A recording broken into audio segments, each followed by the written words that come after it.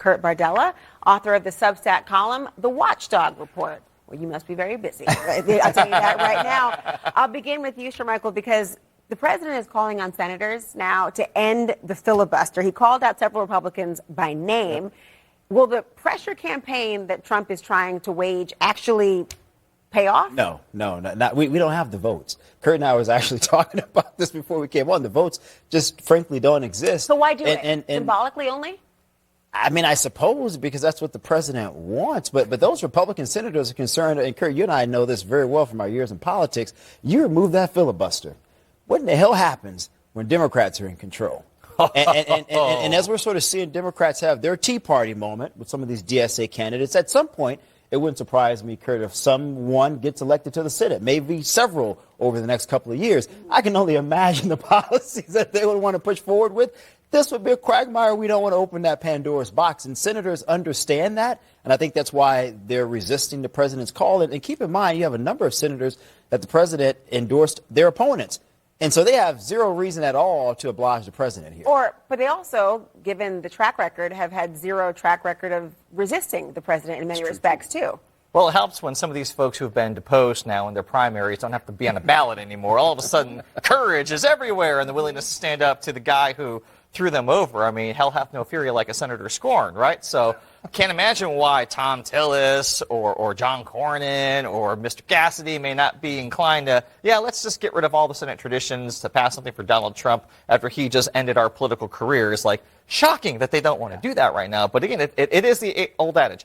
If you're okay with a Republican doing it, then you better be okay when a Democrat comes to town, because we're not going to be. You're going to be crying bloody murder, constitutionality. What about the check and balance, executive overreach, which was the favorite phrase of Republicans during the Obama years? Executive overreach. Every congressional hearing was entitled "The Executive Overreach of the Obama Administration."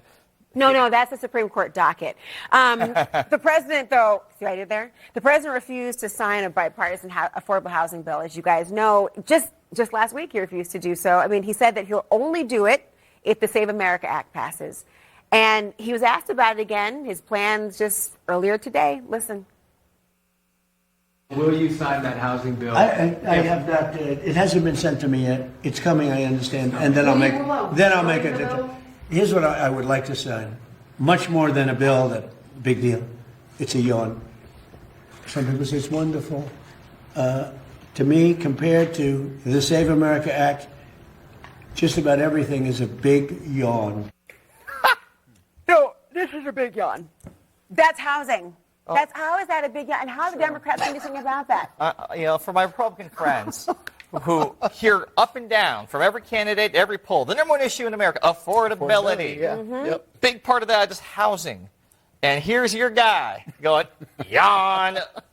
Bipartisan bill. About that, bipartisan bill. Sign into the law. Congress actually did something, my God. And your guys' response, we may not sign. It's in the mail. Yawn. Have fun campaigning, buddy. I mean, this is absolutely, to me, I think, a miscalculation here. By the president. Absolutely. Self-sabotage. Because you look at all of the polling surveys. Now, granted, the president has high approvals among Republicans. But you know this, Kurt, as well as I do. You want to have about 4 to 5% of those independents to get you across the finish line. And what we're noticing across congressional districts, they're a lot more competitive than they have ever been in the history of our country. And so you really have to make appeals to people who are saying affordability, cost of living, housing is a big issue to me. I would have every single Republican, Laura, talking about those issues. Every ad, every social media post would all be about affordability. We say, hey, under Republican leadership, we are addressing your number one concern. Now, the good news is, and I know what Kurt's going to say about this, in 10 days, we still might get this thing as law. That's the good news. But you know what really helped for you guys is He's giving you advice. Interesting. I like this. Go ahead, Kurt. I love the strategy of we're not going to go out and sign a bill that we can take credit for making housing more affordable for millions of Americans, but we are going to we're going to make it harder for our voters in rural areas, older voters that we rely on. We're going to make it harder for them to vote by mail. I'm old enough to remember as a former Republican when the mail vote was the only reason why we won elections. Yeah. And now you guys are going to go out there, hold hostage a bipartisan housing bill, and instead go, we're going to make it harder for our side to come out and vote. Yeah, see, on the mail-in ballot point, I mean, Kurt's making a good point. And I remember years ago, and Kurt and I used to talk about this when you were a Republican. Now our party is more rural. It's older now, and we want to maximize the ability of those voters to vote and participate in every single election possible, as opposed to our Democratic friends that people are in cities. Sometimes it's a little easier for them to get to their polling places. So again, I think a strategic miscalculation. I would advise the president to see this very, very differently. Not a good look, Sherm. You know what? I just say it right now. We're dealing with the cards we have. I mean, you know, look, With the cards you we can have. make all the lemonade you want. I'm not puckering.